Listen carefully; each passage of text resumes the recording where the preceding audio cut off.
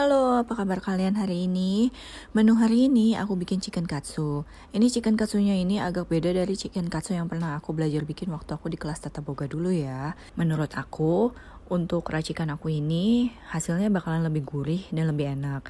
Bahan-bahannya udah aku tulis semua di video. Kalau kalian merasa terlalu cepat, bisa di pause ya. Sekarang aku mau bikin bahan perekatnya dulu.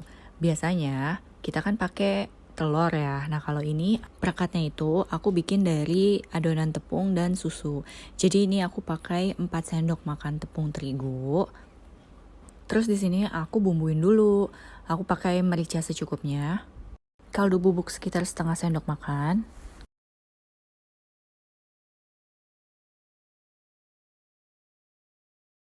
Garam sekitar 1/3 sendok makan. Gula setengah sendok teh. Setelah itu kita tuang susu full creamnya. Ini aku pakai susu UHT full cream. Untuk berapa milinya ini aku nggak taker ya. Kalian bisa lihat ini aku cuma kira-kira aja. Dan aku bisa kasih lihat dari konsistensi tepungnya ini. Jadi untuk tepungnya ini kita nggak mau terlalu cair ya. Jadi ini kita maunya konsistensinya itu kental. Kenapa kental? Karena kita kan mau jadikan dia sebagai perekat. Jadi kalau misalnya ini terlalu encer, jelas-jelas tepungnya ini nggak bakal nempel di ayamnya. Jadi kita mau nanti tepungnya ini nempel semuanya ke ayamnya. Nanti kalian lihat deh. Ini kalian aduk terus ya. Supaya kalian bisa lihat prosesnya. Ini aku nggak cut videonya ya. Nah, ini konsistensi yang kita mau. Jadi dia kental kayak gini ya. Jangan terlalu cair. Nah, kalau udah begini, kita langsung aja masukin ayamnya satu-satu. Nah, kalian lihat ya, ini tepungnya tuh jadi cover semua ayamnya gitu. Semua ayamnya kena dan tepungnya itu stay di ayamnya. Jadi dia nggak cuma asal mengalir, tapi dia stay di ayamnya. Nah, kalau misalnya udah ke cover kayak gini, sekarang tinggal kita balur pakai tepung panir atau tepung roti. Nah, kayak gini deh caranya. Kalau misalnya kalian nggak mau tepungnya nempel-nempel di tangan kalian bisa pakai metode 2 tangan ya. Jadi 1 tangan di tepung yang basah dan 1 tangan di tepung yang kering. Dari situ kalian tangannya pasti nggak kotor-kotor banget. Tapi kalau misalnya kalian lebih suka simpel-simpel aja, kalian bisa pakai sarung tangan kayak aku. Nah, ini kalian tap-tap terus kayak gini sampai tepungnya ini nempel semua ya. Kayak gitu. Nah, kalian lihat nih udah tercover sempurna ya. Teruskan prosesnya sampai semua ayamnya udah kalian balur dengan tepung panirnya ya. Sebelum kita lanjut memasak, jika kalian baru bergabung di channel aku, halo, perkenalkan nama aku Vanessa.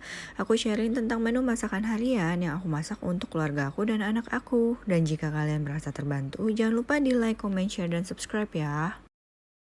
Nah, kalau udah selesai, sekarang kita goreng ayamnya ya.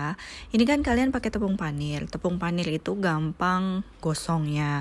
Jadi, tips dari aku, kalau kalian bikin chicken katsu kayak gini, apinya itu jangan terlalu besar dan minyaknya itu panasnya sedang-sedang aja, kayak yang kalian lihat di video ini.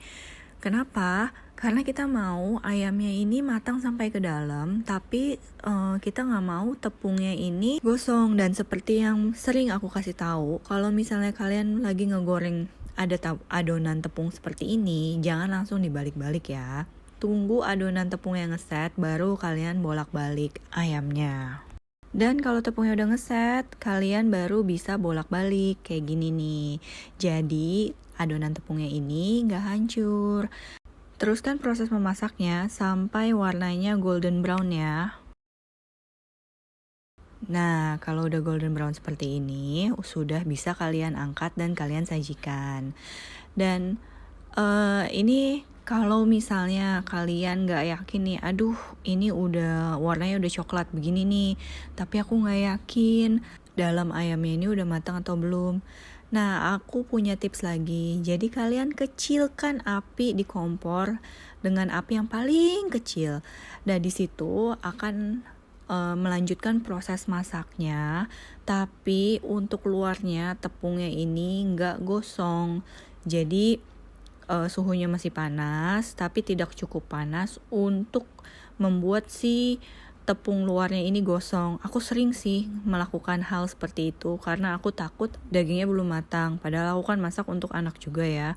Jadi aku kecilin deh apinya ke api yang paling kecil gitu. Sekarang mau coba denger kriuknya nggak? Dengerin yuk.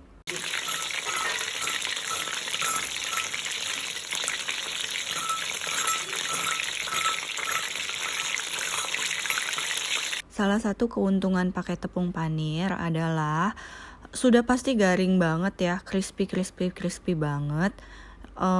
Jadi nggak perlu diragukan lagi untuk masalah kegaringan chicken katsu ini.